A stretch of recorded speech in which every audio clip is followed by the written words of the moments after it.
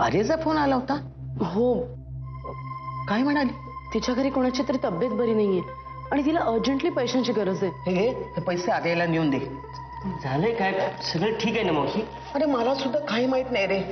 विश्वा नाहीये घरात. तो परत यायच्या आत तू परत ये. काय समजलं? आणि तसाच येऊ नको. आधी तिथे व्यवस्थित विचारपूस कर, काय झालं काय नाही ते. समजलं? निघ लवकर. बरं. निघ. कुठे चाललायस? ते मी आर्याकडे चाललायस?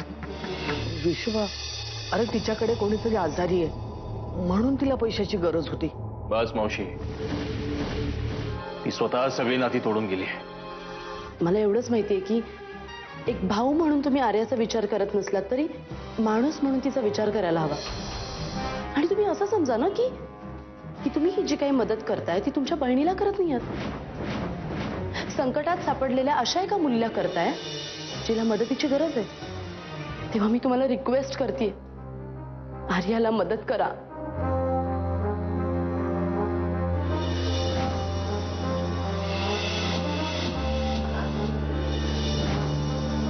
गणू तू? हो मावशी बहिणी पाठवलं, काय झालंय काय? ते सगळं नंतर सांगते. तुझ्याकडे पैसे पाठवलेत का? ठीक आहे. आर्यानी माहेरून पैसे मागवलेत? मावशी, काल जर तू गणूला वेळेवर पाठवलं नसतंस तर माहित नाही काय झालं असतं. अगं लग्न होऊन तू सासरी गेली म्हणून काय झालं? शेवटी आमची मुलगीच राहणार ना. घरी कोणी नाहीये ना. मायाताई पण बाहेर गेल्यात आणि अर्जुनही अजून आलेला नाही. आताही मी दूध तापत ठेवत होते आणि तुझा फोन आला. अगं दूध उतू गेलं असेल. तुला नंतर फोन करते. अगं ऐक, बाय. आपल्या आर्याच्या संसाराला खऱ्या अर्थाने सुरुवात झाली. कालपासून तू माझ्या उशाशी बसून होतीस. जर माझी मुलगी असती तर तुझ्या एवढीच असती ना ती. तुमची मुलगी? खूप स्वप्न पाहिली होती आम्ही आमच्या बाळासाठी. तुम्ही आमची सगळी स्वप्न पार पायदळी तुडवून टाकली. आमच्या स्वप्नांची, आमच्या सुखाची पार राख रांगोळी करून टाकली त्यांनी.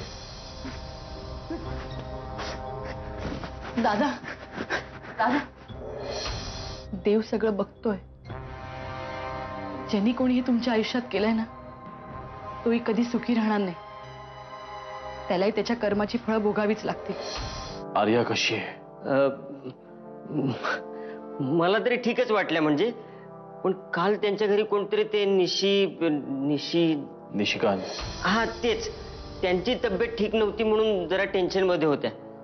आता ठीक आहेत. म्हणजे मग मावशीने फोन केला होता तेव्हा आर्याताईंनी सांगितलं.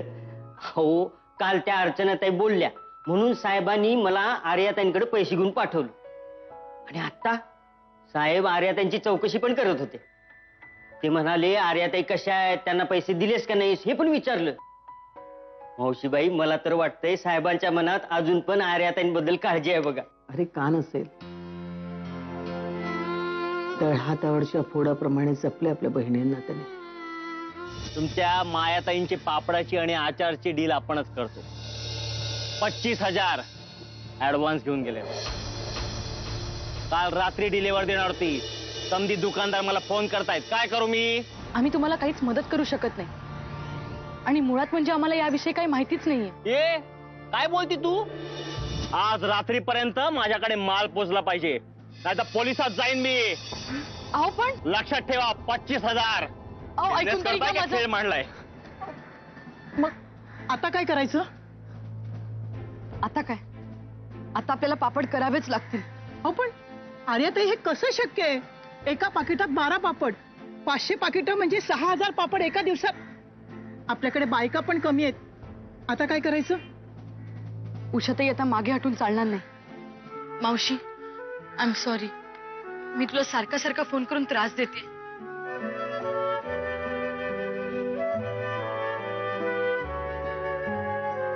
त्यामुळे मला काहीच कळत नाहीये मावशी, मी काय करू? हे बघ, तू काळजी करू नको. मी बघते काय करायचं ते. मी आणि गणू तिकडेच येतोय. मग तर झालं.